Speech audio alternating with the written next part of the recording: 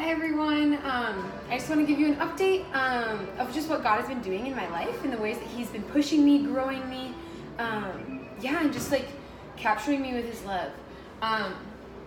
So I have like a few stories of His faithfulness and the things that He's been doing. One of them is I go to CrossFit. So I've been going to this gym, which is a really actually awesome blessing from the Lord, because I've been able to like create community outside of YWAM. Like I've been able to create community within the community of Mazatlan, and like that has brought so many blessings. And one of the ladies that after I was done working out, I was sitting down to stretch, and she came up to me and she's like, "Hey, like I remember you talking to me earlier about the school that you like work at a school, right?" And I was like, "Yeah, it's kind of like that. It's kind of like a missionary school." She's like, "Yeah, can you like explain a little bit more about that for me? I have an 18-year-old son who is kind of looking for something different to study. And can you just like explain a little bit more of that to me so I can ask him if it's something that he'd want to do?" And so I got to sit there and like share what YWAM is, what we do, invite them to worship so they can come anytime they want, just do these things and have these conversations that I would have never expected, nor would I have had if I wasn't connected to the community. So it's just really cool. That's just like a little glimpse of like how cool God is. Just mind blowing. Like God is so cool.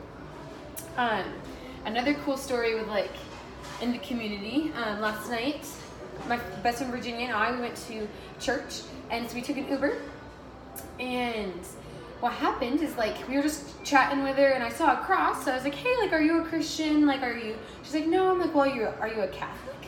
And she's like, "Yeah." And we're like, "Okay, like cool." And then she's like, "Well, like what are you guys doing?" And we're like, "Well, we're missionaries, like we live in Mazatlan. This is kind of what we're doing," like explaining the mission. She's like, "Well, what's like your mission? Like what's your calling?" I got to we both of us just got to share like what our calling and our mission is here in YWAM and like why we're here. And at the end, Virginia goes, so I was like, "God just told me to give you my Bible." She's like, "I don't know if you have one." She's like, "It's in Spanish, but God told me to give it to you." And the Uber driver's face was like, "What?" Like for me, she was like so amazed and so surprised that like something like that could be for her, and like that God had told her specifically that that Bible was for her. And like that was just another cool thing of like how ministry and evangelism and your life is the testimony of God's grace and love. Like it's so easy to say like I need to be at a certain place, I need to go on a mission trip to evangelize, I need to go on a mission trip to do this, to do that. And like those are just lies that the enemy just tries to tell us, because it's not true. Like we are living sacrifices of the Lord. We are living out who Christ has created us to be. And like we are created to go love, to go and disciple, to go and share. And like for me, just like my everyday like conversations or how I treat people, that's when I can like reflect and say like, "Oh, like was that Christ-like? Oh, was that something that Christ would have done?" And it's so impactful just to sit there and be able to reflect yourself against Christ and say, where are my areas that need growth, and where are my areas that I see this, God, like I see how you've grown me in this area. And it's been so cool since being here to see those areas that God's already reshaping me. These past couple weeks, like it's been crazy, because God's just been working on me with my selfishness, with my pride, and just showing me all these things that I didn't even know like I had, or like were in, that I was dealing with, that I was struggling with. I was feeling all these things, but I didn't know why, and like realizing that most of it was the selfishness of, like how many times in relationships and friendships and anything that you have is your mindset, what can I get out of this? What can I receive from this friendship? Like what can you give me? Or like, I have this option to go to the movies, I have this option to go to the park and go hammock, or I have this option to go get ice cream. And you look at it and you say, who's going where? Where would I have the best time? Where would I have the most fun? Instead of saying, who needs the love? Who needs the support in this time? Who needs to be filled? Who needs to be encouraged? And like focusing on other people. And God hit me so hard. He showed me that, and like my mindset for so much of my life has been, what can I get out of things? What can I receive from this? And like it hurts to say that and say like, yeah guys, like I've been super selfish, but it also like hurts your pride, and then it shows me the pride that I have to heal from, and the pride of not wanting other people to see this of me and not see these bad parts or sides of me. And that's totally from the enemy, because the Lord calls us when we have authority in something and when we've done something to go and share and to have authority to give encouragement to other people. When I've gone through something that the Lord has taught me, like last in my GTS, like, you know what, Kristen, like, you are loved, like, this is what I've called you to be. From there, he goes, okay, I've healed you in this area so that you can go speak to other people. You can go encourage other people that are doing the same thing because you've been there. You understand. And when we have those things and we have the authority in those things, we are called to go seek out people and to love them and to show them the way that the Lord can capture them. So like, yeah, it's been super good. Ministry-wise, surf ministry yesterday was the last one for the year just because the waves aren't as big and it gets colder. Still pretty warm. But yeah, it's been super cool. Yesterday was super cool. There's my little friend Juan, he is so cute, and he was just always like, Kristen, like, why haven't you been coming? Like, because the past couple weeks I hadn't because I was busy, and he's like, why haven't you been coming? I'm like, I've been busy. He keeps asking, like, when are you gonna come? When are you gonna come? Like, I finally went yesterday morning, and it was just so amazing just to see them again, and just like, yeah, it was really good, and it was a great time just to be with them, love on them, be in a relationship with them, and just love on those kids.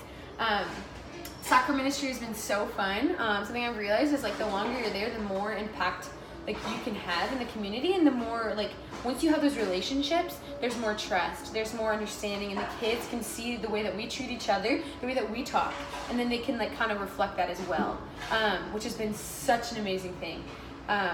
Accounting, working in the office, it's been super good.